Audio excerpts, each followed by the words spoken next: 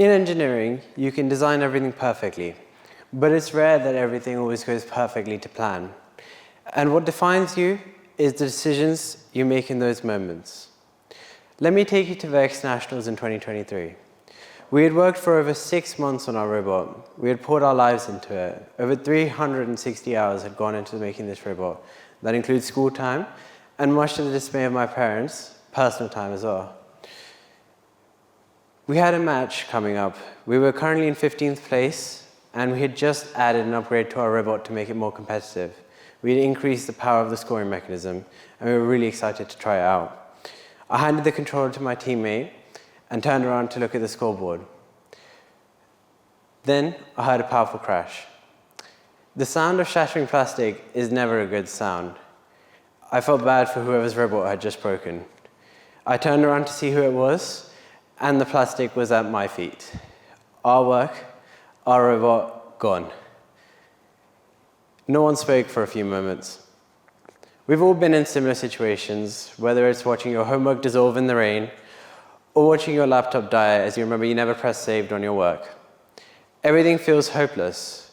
Any effort to correct it can seem futile. It can feel easy to give up. But these are the moments that matter. They're the ones that test your resolve and your ability to put yourself back together. We could have gone home. We could have swept up our robot and given up. Quitting may have been understandable, but it would have been the biggest mistake of our lives. Not because we did well that day, but because it taught us how to pick up the pieces. Charles Darwin said, "It's not the strongest species that survive, nor the most intelligent, but the ones most responsive to change." And this ideology applies to the individual as well. It's rarely the most talented people who are the most successful, but it's the ones who adapt to challenges when things aren't working. One thing we learned from our experience at Nationals was that our key issue was not weak design or poor strategy. It was that we didn't have a system to catch the small errors that kept happening. For example, leaving an active robot on the edge of a table. Good engineers learn from their mistakes, both theirs and also the mistakes of other engineers, to make sure the shortcomings and issues don't happen again and to advance their technologies. We took inspiration from aviation. In aviation, pilots use pre-flight checklists to ensure all systems of the aircraft are functional and make sure no procedural steps are missed. This is not because there's a mistrust in the pilot's ability to fly the plane. It's because complex mechanisms and processes fail in repetitive and predictable ways. Over decades of engineering, these checklists have been developed to ensure plane crashes become less and less frequent, and they've saved countless lives. And we took this and we applied it to VEX. We created pre-match checklists. Before every competitive stage, we cycled through a checklist which checked battery capacity, pneumatic pressure, code logic, sensor feedback. Anything that could be checked was checked. And it was accessible to anyone on the team to make sure that it was always checked. And this made preparation an engineering process, not just chance. In Nationals of 2025, this saved us. It found an unplugged motor.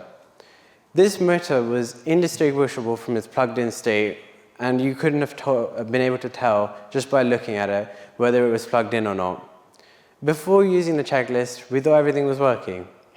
We were subject to confirmation bias. This is a powerful tendency of humans to interpret information to support their own pre-existing beliefs.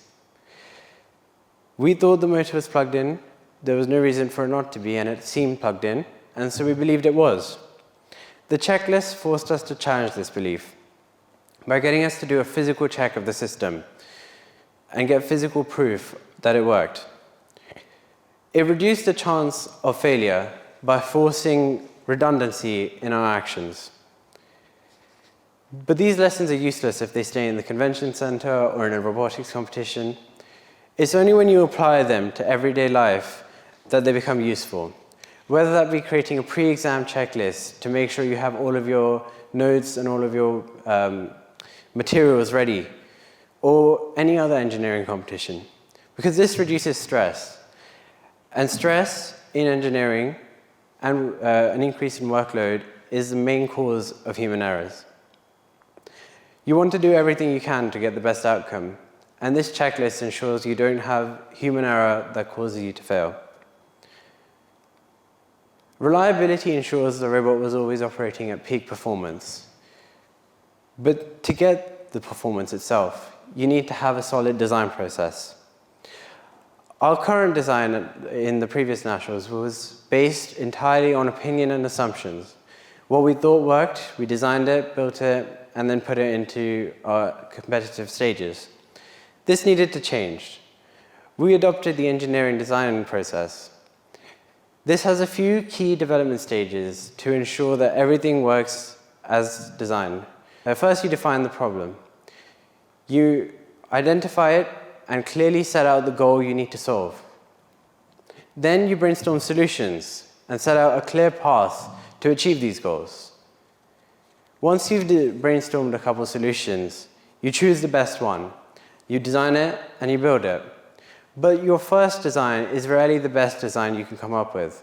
And that's why you have to test and test and test. And reflect on these results. This reflection on quantitative data makes you critically think about your design choices and ensures that you get the best possible design that you can make.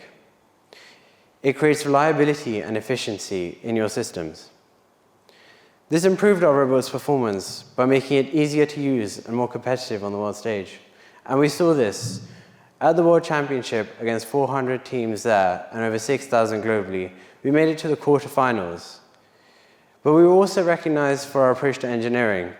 We were awarded the Overall Excellence Award, which is the highest achievable award, and it recognizes a team who has the best approach to engineering and has also done well in all categories of the competition.